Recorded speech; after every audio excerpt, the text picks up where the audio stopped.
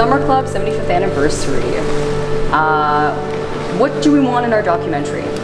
Should we have interviews? What kind of stuff should we ask in our interviews? Well, who should we ask? We should ask, what does Summer Club mean to you? If I could put it in a concise sentence. This is my 15th year at Summer Club, and I've now worked here longer in my life than I've not been at the ROM. So more of my life has been at the Royal Antiquary Museum as a staff than not. At the ROM, we tell stories because I love stories. I like making theater and I like acting, being on camera and on stage, because that's storytelling. And at the ROM, that's what we do. We learn things through stories. We learn things about history. We learn things about science, all through stories. People love telling stories here. I have a lot of memories here since I've been coming here since I was 7. So it's just a really big part of my life, and I just really love it here. And I associate it with a lot of happy memories, so it means a lot to me. Summer Club is one of the only times of the year where I can talk to people and just be friends. Because at school, everything's dominated by, oh, how are you doing in that subject, or have you finished this project yet? So, just a good time to socialize for me. It's one of those places where it's a certainty in your life. Whenever I'm planning my year, I always know ROM is going to fit in there somewhere. So it's like a place to go back home. Being able to be with the dinosaurs every day, to hold a Martian meteorite. I have a dinosaur poo on my desk. It's the ROM Summer Club, all of this is home, and I think that's what it means to me. This is home. What other questions should we ask about everything, about the museum, what your favorite gallery is? What's your favorite part of Summer Club? What's my favorite part of Summer Club? I think my favorite part of Summer Club is seeing people that I recognize, and also seeing people who are new that I've never seen before. So I guess just all the people here, because it's a really great environment and everyone has a really good vibe. It's really nice here. I'm teaching an 11 to 14-year-old group right now, and I have kids in there that I've known since they were 5 years old, and that's just blowing my mind. They're so tall, they're so big, they're so smart, and it's amazing to see that part of their life. When I'm in D&D, my favorite part is the D&D, but in general, I love all the lessons. They're really interesting. Being on the stage in the morning, when I get to say Good Morning Summer Club.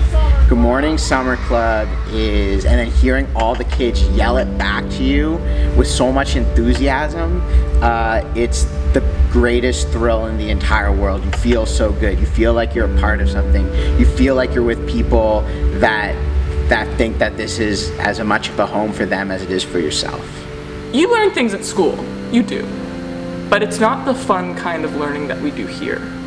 Because when you're sitting in a group and you're in a gallery, say you're in Egypt and you're talking about mummies or pyramids or whatever, you're engrossed in it because everyone here is so good at telling these stories, because they're passionate about it. They care about this knowledge and passing on this knowledge to the youths and to everyone, but I love sitting in those groups and listening to those instructors and assistants. What was their favorite memory of Summer Club? Favorite memory? There's a lot of memories. It's a lot of years.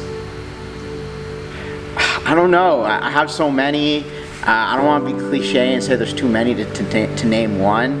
I feel like I'm going to name one that's not going to be the one that I love the most. The first time I ever played D&D in Bronfman Hall, I had no idea how the game worked, and there were some really nice people who just helped me make my character and learn how to play. Okay, so when I was a young person, I was probably 8. I was in this group called Ancient Civilizations, and it was around the time where Harry Potter films were still coming out and they were a huge deal. I can't remember which film it was, but my group, we were sitting at a table doing a craft, and we were all engrossed in this conversation about Harry Potter. Now, one of the assistants in my group was Kiron, who's now my boss. And he was talking to us about Harry Potter too, and I had decided, hey guys, at break, let's do a play. let's put on a show of Harry Potter. So it started out with about a group of 20 or so 8 to 10-year-olds just improvising and rehearsing a play that was based off of Harry Potter.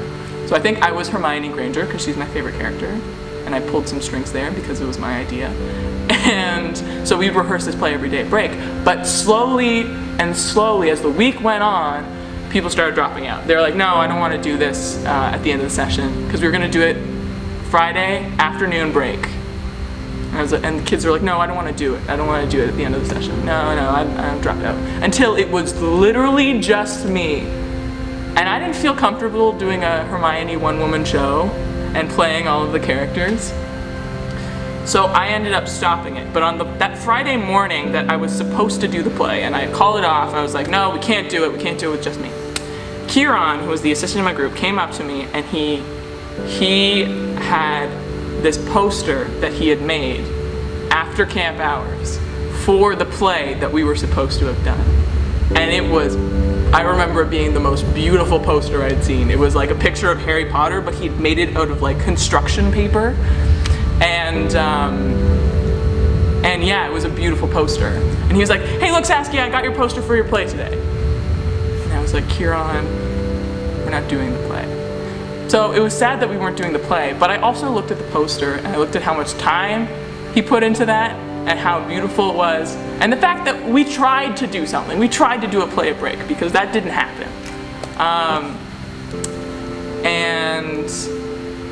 But I just remember feeling really great because I was sad we couldn't do the play, but it felt really nice to know that he had put in that effort to make that beautiful poster, and it was just a really nice moment. And as an assistant now, I hope to put in that kind of effort and to make a kid as happy as I was when Kiron did that for me.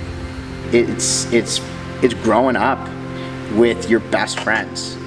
As a camper, I met amazing people who then I got to work with as counselors, as volunteers, as leads, and in the office. My greatest memory is maybe that I got to grow up with them. What's your favorite group? My favorite group? Oh, that's a hard one. It's kind of a cross between a lot of them. I really liked Lights, Camera, Action and Leadership, because in Lights, Camera, Action, I don't know, I was a very different person. I was a very angry child, but I kind of got better, I guess, as I went through Lights, Camera, Action, because I went multiple times.